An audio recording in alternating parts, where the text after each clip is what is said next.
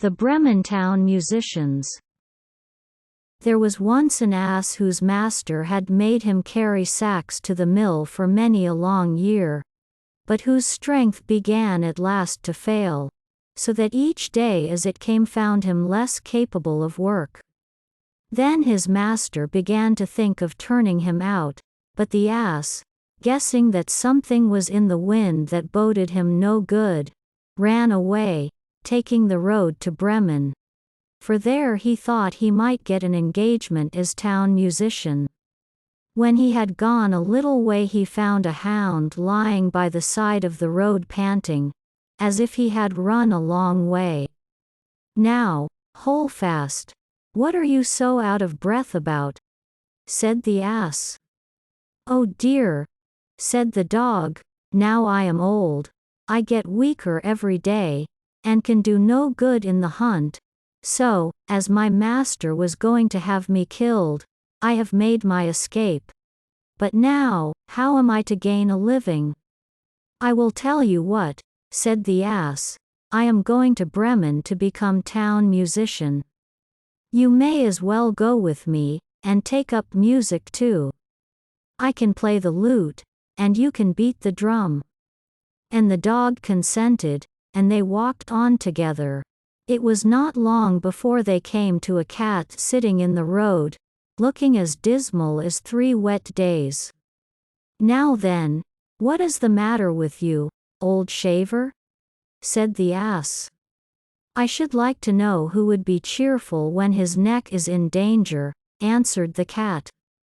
"Now that I am old my teeth are getting blunt, and I would rather sit by the oven and purr than run about after mice, and my mistress wanted to drown me, so I took myself off, but good advice is scarce, and I do not know what is to become of me." "Go with us to Bremen," said the ass, "and become town musician. You understand serenading." The cat thought well of the idea, and went with them accordingly. After that the 3 travelers passed by a yard, and a cock was perched on the gate crowing with all his might. "Your cries are enough to pierce bone and marrow," said the ass. "What is the matter?" "I have foretold good weather for Lady Day, so that all the shirts may be washed and dried. And now on Sunday morning company is coming, and the mistress has told the cook that I must be made into soup, and this evening my neck is to be wrung, so that I am crowing with all my might while I can." "You had much better go with us, Chanticleer," said the ass. "We are going to Bremen. At any rate that will be better than dying. You have a powerful voice, and when we are all performing together it will have a very good effect." So the cock consented, and they went on all 4 together. But Bremen was too far off to be reached in one day, and towards evening they came to a wood, where they determined to pass the night. The ass and the dog lay down under a large tree. The cat got up among the branches, and the cock flew up to the top, as that was the safest place for him. Before he went to sleep he looked all round him to the 4 points of the compass, and perceived in the distance a little light shining, and he called out to his companions that there must be a house not far off, as he could see a light. So the ass said, "We had better get up and go there, for these are uncomfortable quarters." The dog began to fancy a few bones, not quite bare, would do him good. And they all set off in the direction of the light, and it grew larger and brighter, until at last it led them to a robber's house, all lighted up. The ass, being the biggest, went up to the window, and looked in. "Well, what do you see?" asked the dog. "What do I see?" answered the ass. "Here is a table set out with splendid eatables and drinkables, and robbers sitting at it and making themselves very comfortable." "That would just suit us," said the cock. "Yes, indeed. I wish we were there," said the ass. Then they consulted together how it should be managed so as to get the robbers out of the house, and at last they hit on a plan.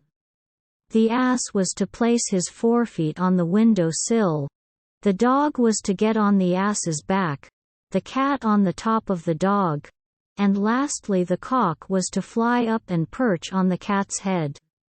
When that was done, at a given signal they all began to perform their music. The ass brayed, the dog barked, the cat mewed, and the cock crowed. Then they burst through into the room, breaking all the panes of glass. The robbers fled at the dreadful sound. They thought it was some goblin, and fled to the wood in the utmost terror. Then the 4 companions sat down to table, made free with the remains of the meal, and feasted as if they had been hungry for a month. And when they had finished they put out the lights, and each sought out a sleeping place to suit his nature and habits. The ass laid himself down outside on the dunghill, the dog behind the door, the cat on the hearth by the warm ashes, and the cock settled himself in the cockloft, and as they were all tired with their long journey they soon fell fast asleep. When midnight drew near, and the robbers from afar saw that no light was burning, and that everything appeared quiet, their captain said to them that he thought that they had run away without reason, telling one of them to go and reconnoiter. So one of them went, and found everything quite quiet. He went into the kitchen to strike a light, and taking the glowing fiery eyes of the cat for burning coals, he held a match to them in order to kindle it. But the cat, not seeing the joke, flew into his face, spitting and scratching. Then he cried out in terror, and ran to get out at the back door, but the dog, who was lying there, ran at him and bit his leg. And as he was rushing through the yard by the dunghill the ass struck out and gave him a great kick with his hind foot. And the cock, who had been wakened with the noise, and felt quite brisk, cried out, "Cock-a-doodle-doo." Then the robber got back as well as he could to his captain, and said, "Oh dear! In that house there is a gruesome witch, and I felt her breath and her long nails in my face. And by the door there stands a man who stabbed me in the leg with a knife. And in the yard there lies a black spectre, who beat me with his wooden club. And above, upon the roof, there sits the justice, who cried, 'Bring that rogue here.' And so I ran away from the place as fast as I could." From that time forward the robbers never ventured to that house, and the 4 Bremen town musicians found themselves so well off where they were, that there they stayed. And the person who last related this tale is still living, as you see. Hansel and Gretel. Near a great forest there lived a poor woodcutter and his wife, and his 2 children. The boy's name was Hansel and the girl's Gretel. They had very little to bite or to sup, and once, when there was great dearth in the land, the man could not even gain the daily bread. As he lay in bed one night thinking of this, and turning and tossing, he sighed heavily, and said to his wife, "What will become of us? We cannot even feed our children. There is nothing left for ourselves." "I will tell you what, husband," answered the wife. "We will take the children early in the morning into the forest, where it is thickest. We will make them a fire, and we will give each of them a piece of bread. Then we will go to our work and leave them alone. They will never find the way home again, and we shall be quit of them." "No, wife," said the man, "I cannot do that. I cannot find in my heart to take my children into the forest and to leave them there alone. The wild animals would soon come and devour them." "Oh, you fool," said she, "then we will all four starve. You had better get the coffins ready," and she left him no peace until he consented. "But I really pity the poor children," said the man. The two children had not been able to sleep for hunger, and had heard what their step-mother had said to their father. Gretel wept bitterly, and said to Hansel, "It is all over with us."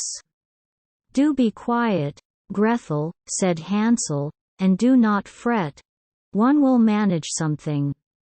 And when the parents had gone to sleep he got up, put on his little coat, opened the back door, and slipped out. The moon was shining brightly, and the white flints that lay in front of the house glistened like pieces of silver. Hansel stooped and filled the little pocket of his coat as full as it would hold. Then he went back again, and said to Gretel, "Be easy, dear little sister, and go to sleep quietly. God will not forsake us," and laid himself down again in his bed. When the day was breaking, and before the sun had risen, the wife came and awakened the two children, saying, "Get up, you lazy bones. We are going into the forest to cut wood." Then she gave each of them a piece of bread, and said, "That is for dinner, and you must not eat it before then, for you will get no more." Gretel carried the bread under her apron, for Hansel had his pockets full of the flints. Then they set off all together on their way to the forest. When they had gone a little way Hansel stood still and looked back towards the house, and this he did again and again, till his father said to him, "Hansel, what are you looking at? Take care not to forget your legs." "Oh, father," said Hansel, "lamb looking at my little white kitten, who is sitting up on the roof to bid me good-bye." "You young fool," said the woman, "that is not your kitten, but the sunshine on the chimney-pot." Of course Hansel had not been looking at his kitten, but had been taking every now and then a flint from his pocket and dropping it on the road. When they reached the middle of the forest the father told the children to collect wood to make a fire to keep them warm, and Hansel and Gretel gathered brushwood enough for a little mountain jay and it was set on fire. And when the flame was burning quite high the wife said, "Now lie down by the fire and rest yourselves, you children, and we will go and cut wood, and when we are ready we will come and fetch you."